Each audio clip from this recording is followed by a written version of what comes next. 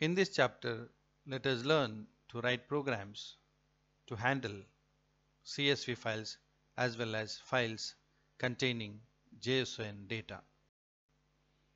The main objective of this chapter is to understand the concepts and the methods as well as the libraries used to create as well as to read the CSV as well as JSON data. After completing this chapter, the learner will be able to write programs to extract the contents from CSV files as well as files containing JSON data. Also, the learner will be able to create new CSV as well as JSON files containing the comma separated values as well as JSON format data. In this video, let us understand the comma separated value, that is CSV file formats, and the library used to read as well as write CSV files. Similarly, we learn the JSON data format and the library, that is JSON, to read as well as to create the files containing JSON format data. As we know, CSV stands for comma separated values, and the files containing comma separated values are actually the simplified spreadsheet stored as a plain text files. In order to process these plain text files containing the spreadsheet data, in Python we have a module called CSV, which makes us easy to parse as well as to extract the contents present in a CSV files. JSON, pronounced JSON, is a format that stores the information as JavaScript source code in a plain text file, and JSON is a short form for JavaScript Object Notation, and this JSON format is widely used these days in many web applications or even websites involving the APIs and runtime web applications.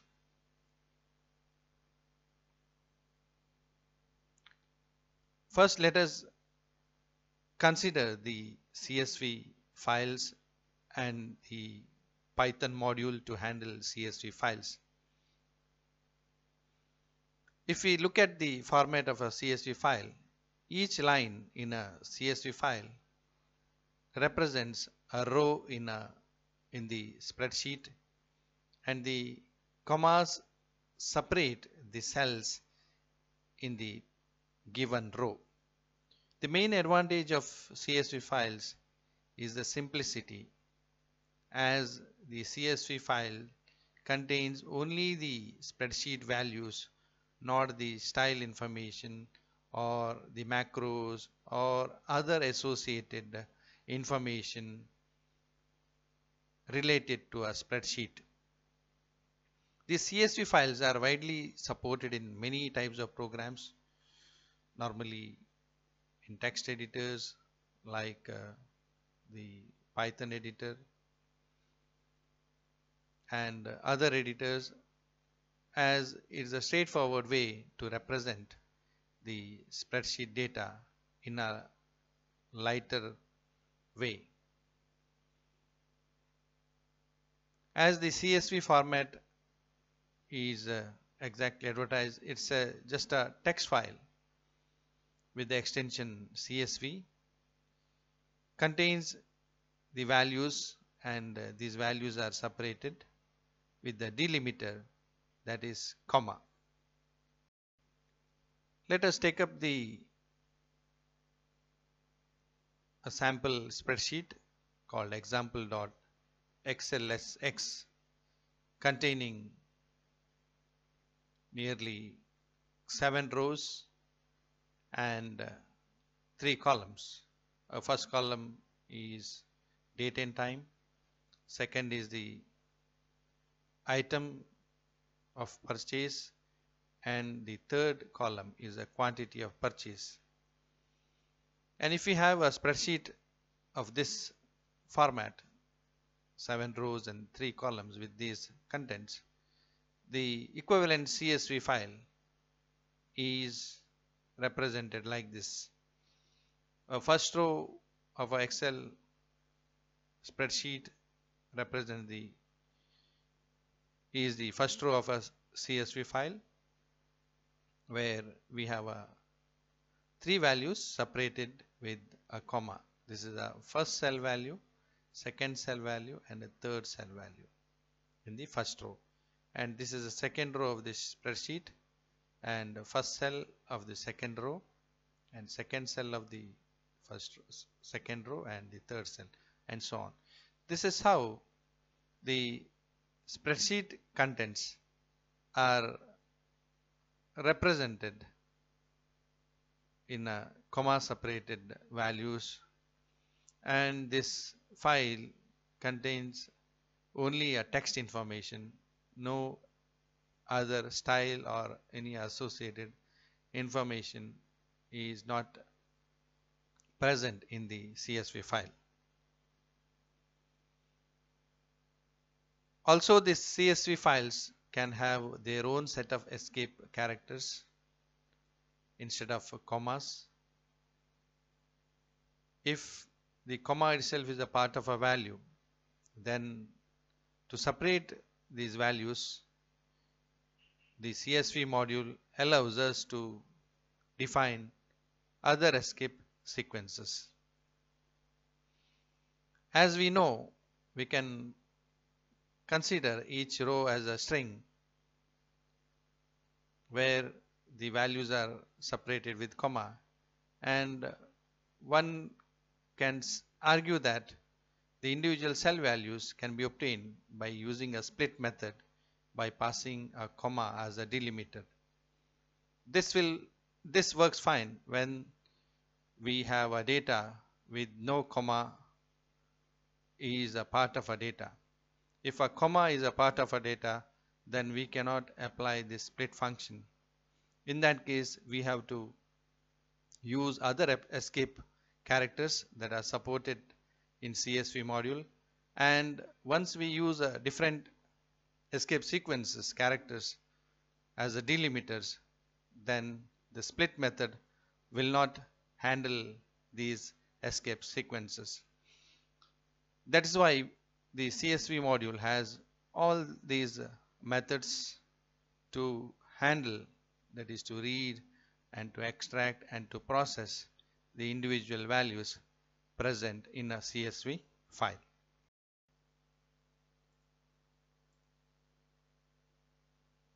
The CSV module in Python has a method to create the reader object.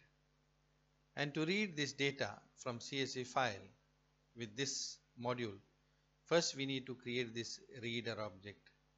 And this reader object allows us to iterate over the lines present in a given CSV file. As this CSV module directly comes with the primary installation of a Python, so we don't have to install it again, just we have to import this CSV module to our program. Let us take up the simple program. In this program, we are going to process the simple CSV file containing 7 rows and 3 cell values separated with comma. What we have to do is, first we have to import the CSV library. Then we open the CSV file in the read mode, which will return, the open method will return the file handler object. Normally we call it as a file handler. It is actually a file object, file handler object or file object. And now we have to use this method which is associated with CSV, that is the reader method. The reader method will take the file object as argument, and this reader method will return the reader object for the CSV file, that is a CSV file example.csv. This example reader is the reader object for example.csv file. And once we have this reader object, we can directly copy the contents of this CSV file onto the list with the list method, and this example data is a list variable which holds the number of rows present in the example.csv file. This is the one method where we can directly copy the contents of a CSV file onto the list.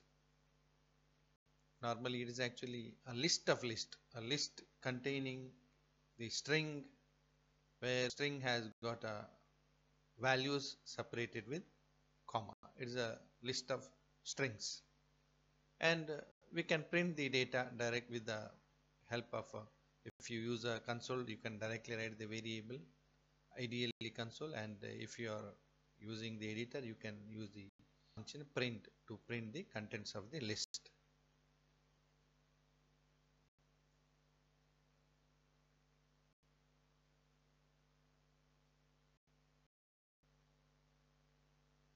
As I explained earlier, we can read the contents of the CSV file by copying the CSV file contents onto the list through the reader object, and this method is very simple and straightforward method which works when we have a file with less number of rows. It means that we have a small file containing only a few data rows, and we can access the individual cells with the help of the two-dimensional list notation. As we copied the contents of the CSV file onto the example data, that is a list variable, and 0 represents the first line, this is the first item, and this 0 represents the date and time, that is the first cell, and the quantity of the item is in the third cell, 0 and 2, and the item of purchase is in the second cell, that is example data 0, 1.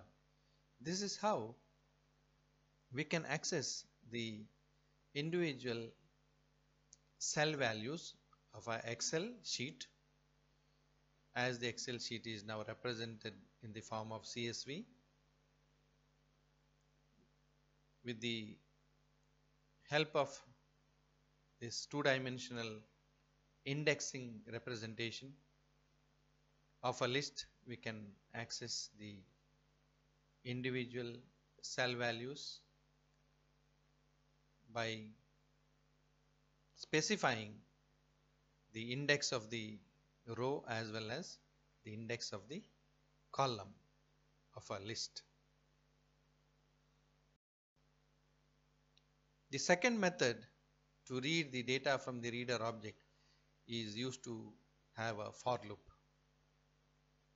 The first method of copying the reader object contents, that is the CSV file contents, onto the list is ideal when we have a small files.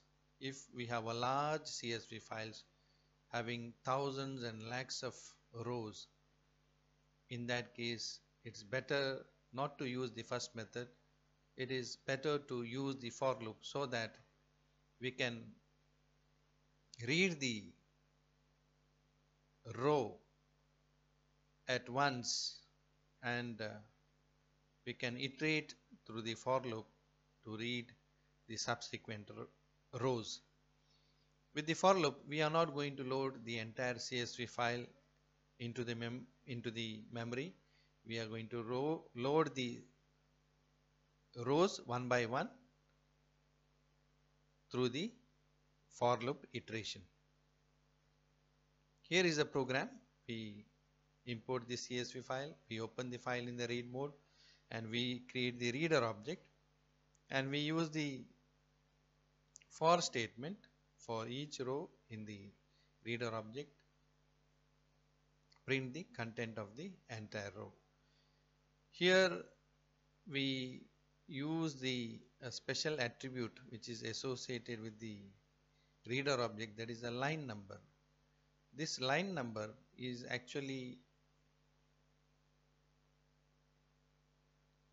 returns the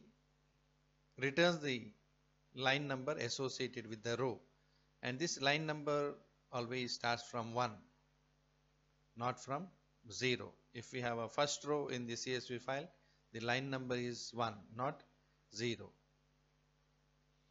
And remember that this reader object can be looped only once, and if you want to read the CSV file again and again, you have to create the reader object by passing the file object as a parameter, and you can loop through all these rows present in the CSV file.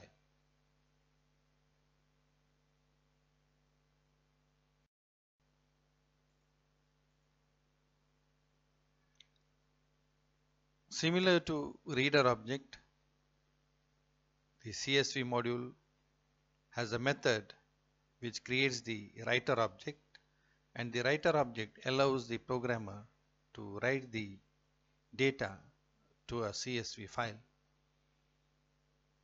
And to create this writer object, we have to use the writer function which is associated with the CSV module. Here is a simple program. We import the module, and now we open the file with the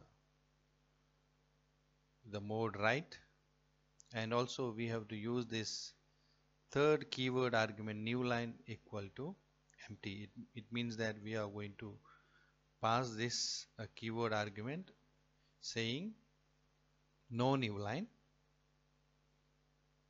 and next we have to create the writer object by passing the file object that's created, that is output file is a file object, by passing this file object onto the writer method of the CSV module. This will create the writer object, and once we have this writer object, we have the method called writerow which is associated with the writer object, which writes the list of elements. This is a list notation: first element, second element, third element, and fourth element. And once we execute this, the writerow method will return the number of characters including newline that is being written onto the output file. In this program we are writing 3 rows, and finally we close the CSV file. And if you open this file in editor, you will find the CSV file with this 3 rows and the number of varying cell values.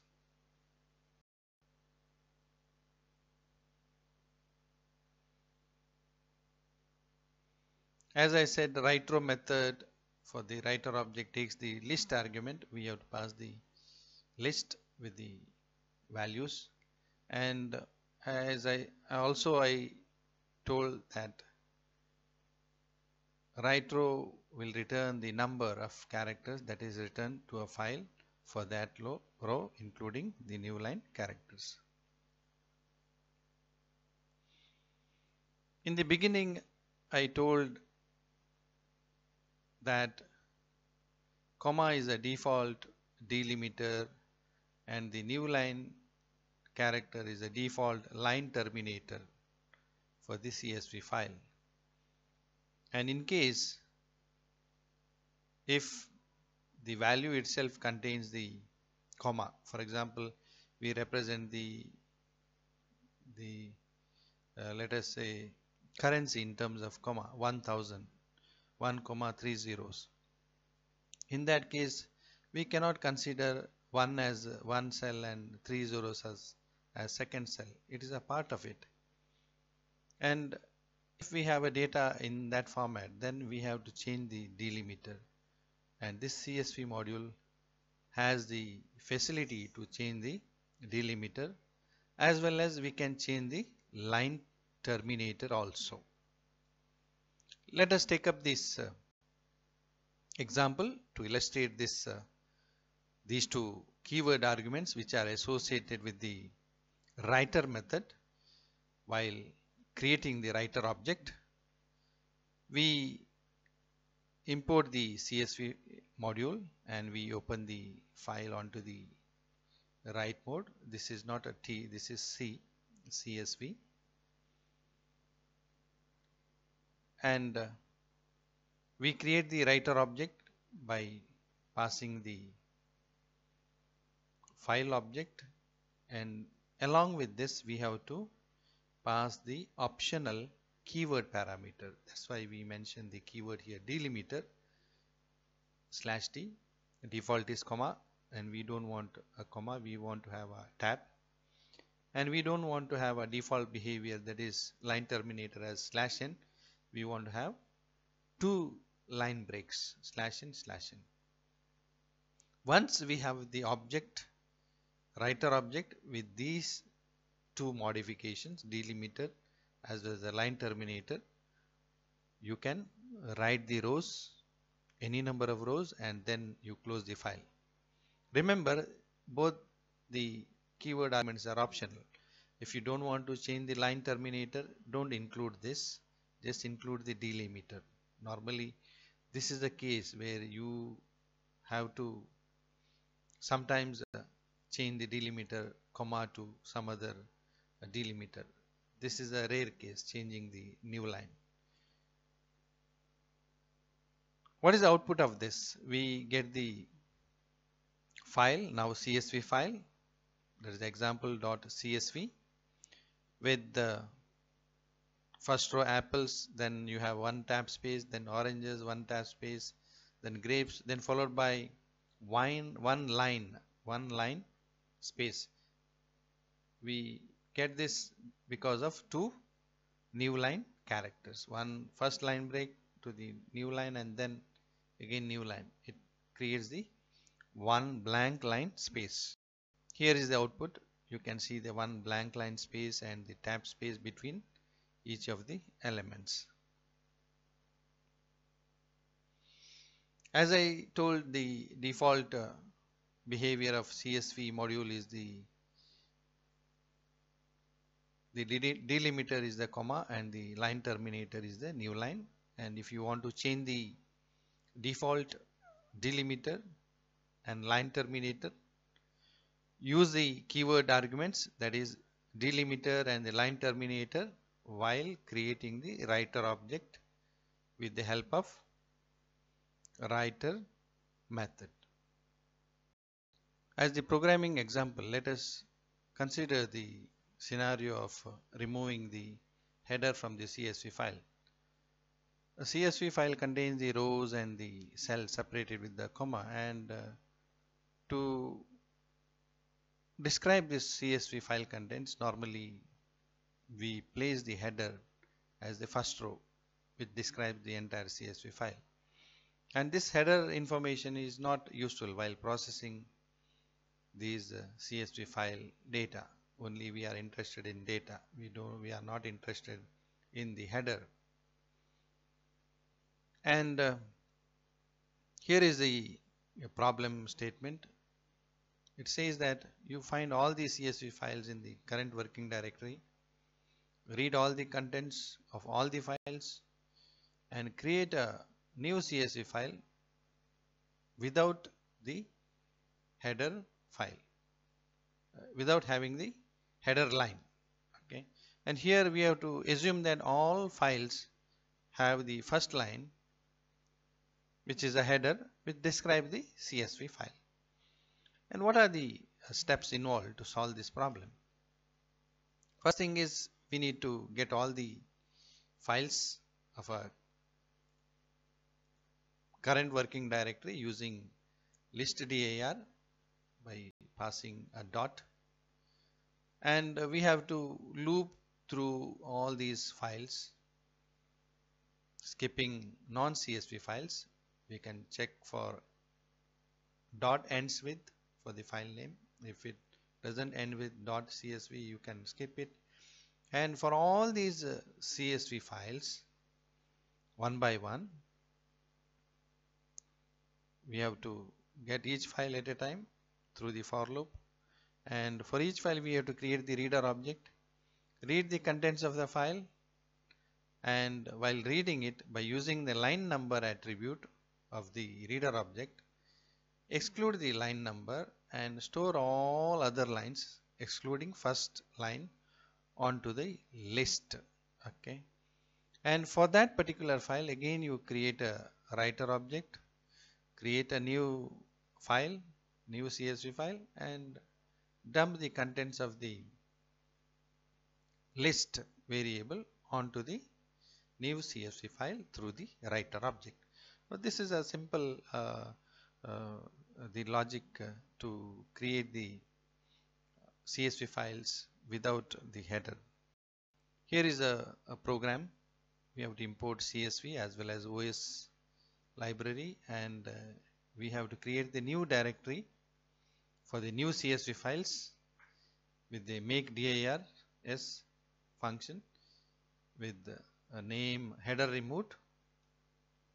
Then for all the CSV files present in the current working directory, if the file name doesn't ends with CSV, don't do anything. If it ends with CSV, print saying that you are removing the header and create the list to hold the rows without the header information.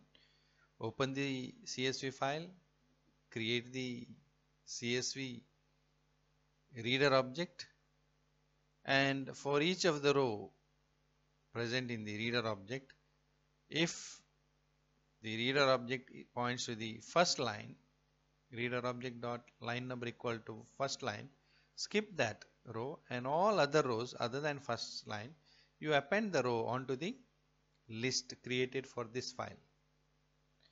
And once all this data is copied onto the list, that is CSV rows, you close the file.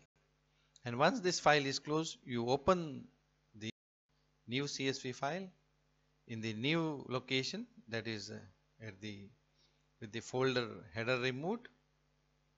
Okay, open it in a write mode and create the writer object, and for all the rows present in the list, that is CSV rows, write these rows, the items present in the list, one by one through the writer object with the help of a writerow function, and close the file once all these contents of a list are transferred onto the new CSV file.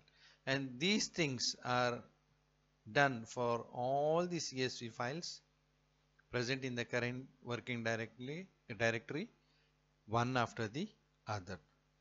So now we have a new folder called header removed, having CSV files with no header, which can be used directly for accessing and processing of information present in those CSV files. JSON and application programming interface. JavaScript Object Notation is a popular format to represent a data in a single human-readable string. And JSON is a format supported by JavaScript programs, especially Ajax programs or applications, wherein the applications write the data or even data structures in the JSON format, which resembles the format which is produced by Python's pprint function. Let us take up the example for the JSON format. This is a simple example which represents the human readable string which has information related to a cat. The JSON format normally represents the information like a dictionary. That means key and value pair. In this we have 5 items of information. First is the name, this is the key, and this is the value. Second is the isCat, second key and the value. MyScot, that is third information, fourth as well as a fifth. This representation is very similar to Python's dictionary notation, wherein dictionary represents the information in the form of key and value pairs. Here we represent the information in the form of key and value, and where each key and value is represented with double quotes, and finally it is enclosed with a curly braces. JSON is very useful wherein the web applications interact with each other by exchanging information either through XML or JSON format.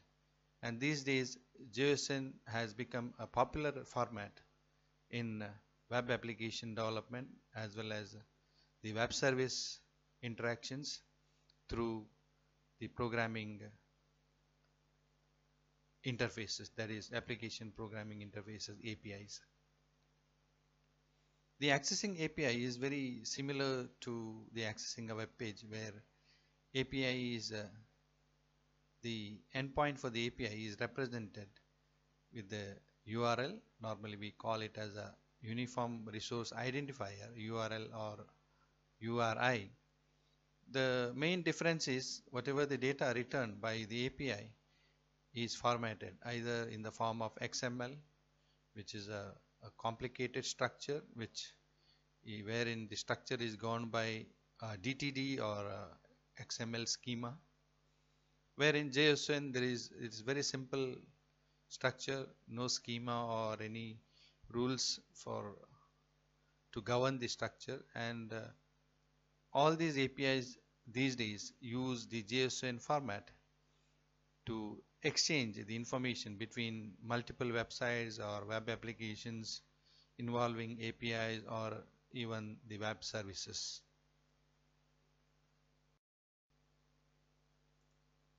Many popular websites use this JSON format for information exchange. For example, Facebook, Twitter, Google, Wikipedia, etc. And using API, the user can write programs to scrape the data, that is raw data from different websites for prediction, processing, wherein data is accessed through API than using the traditional way of downloading web pages, parsing HTML tags with the library like a beautiful soap. And also the user can automatically download the new posts, new comments, etc. if the user is working on the social network analysis or in social network data analytics, wherein one can download and check the new posts that are coming in, as well as one can analyze the post for prediction and processing. The Python has a separate module which comes along with the primary installation of the Python runtime. We don't have to install this module. Only thing is we need to import this module before using the functions to handle JSON data.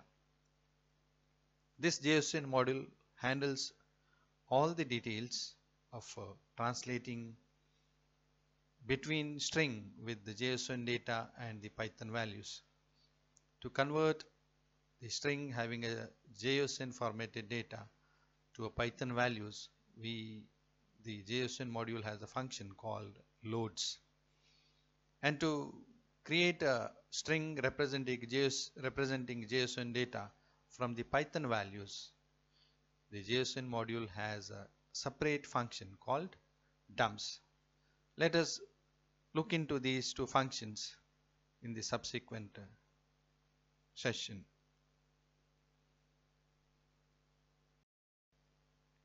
Remember that JSON cannot store every kind of Python value.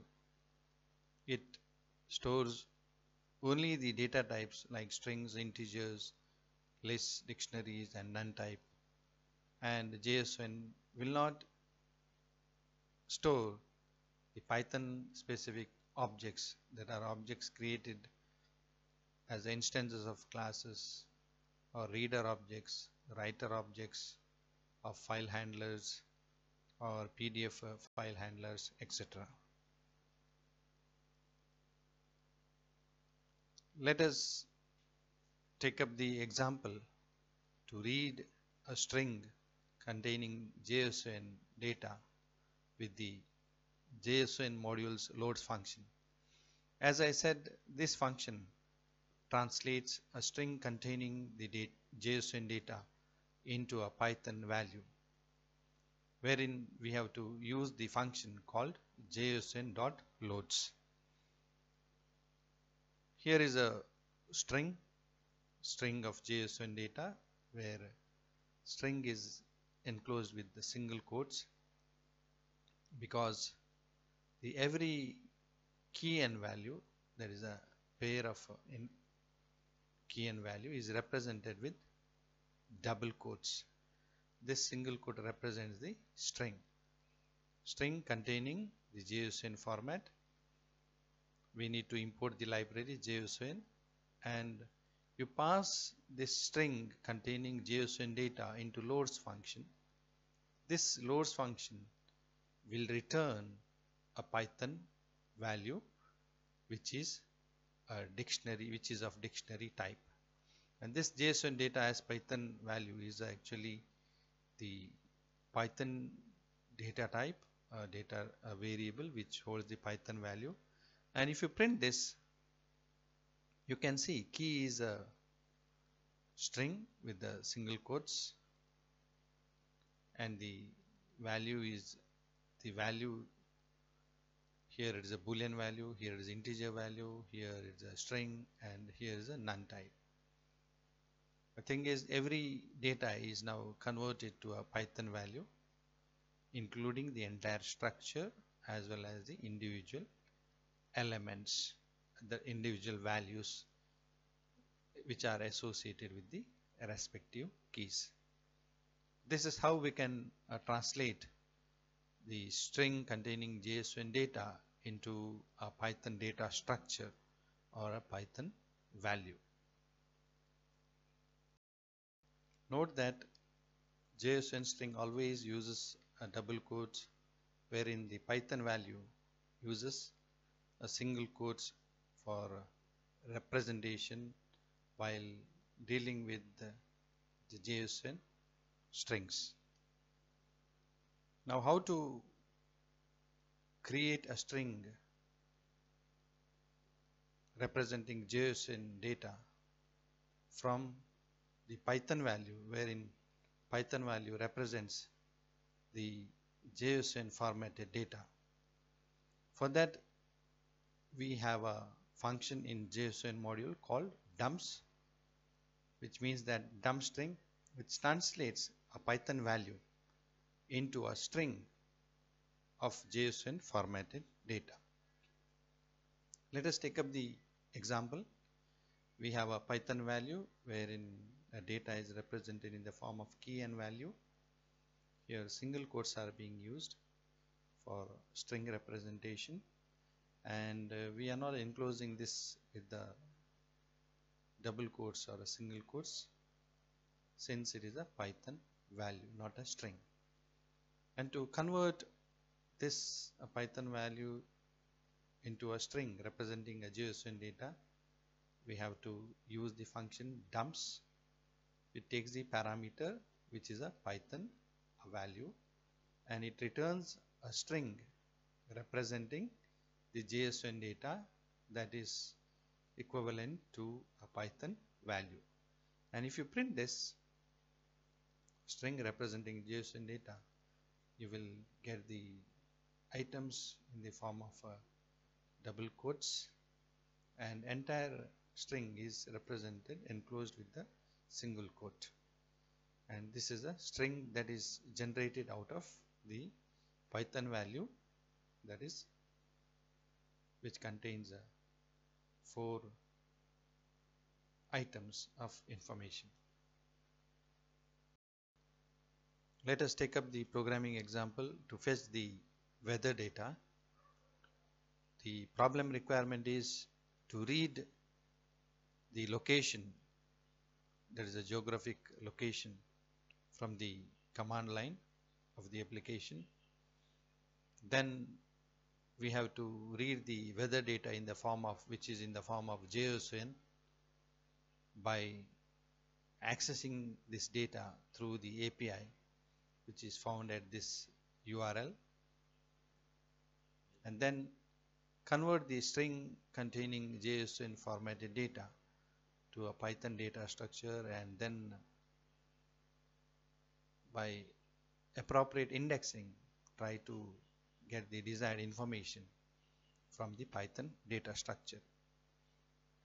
There are 4 solution steps. First thing is try to get the location from the command line. For that we need to join the strings from system.argument vector, that is from the first argument onwards, as the 0th argument represents the file name, and then use the request.get method of the requests library to download the data from the given URL, that is openweathermap.org, which returns the string containing the JSON formatted data, and then use the loads function of JSON module to convert the string representing JSON data onto a Python data structure. Actually, it's a dictionary, nested dictionary structure. And finally, we use this Python value, there is a nested dictionary structures as well as lists, to access the information, relevant information, through appropriate indexing mechanism. Here is the notation, that is a structure of the weather data in the JSON format. You can see the information is represented with the key value, and key and value is separated with colon, and if it is a composite value, is a composite nested as a nested structure, again it is enclosed with curly braces and so on. This is the program segment. We import JSON request library and as well as the system library. Here we get the location by joining the strings from the argument vector.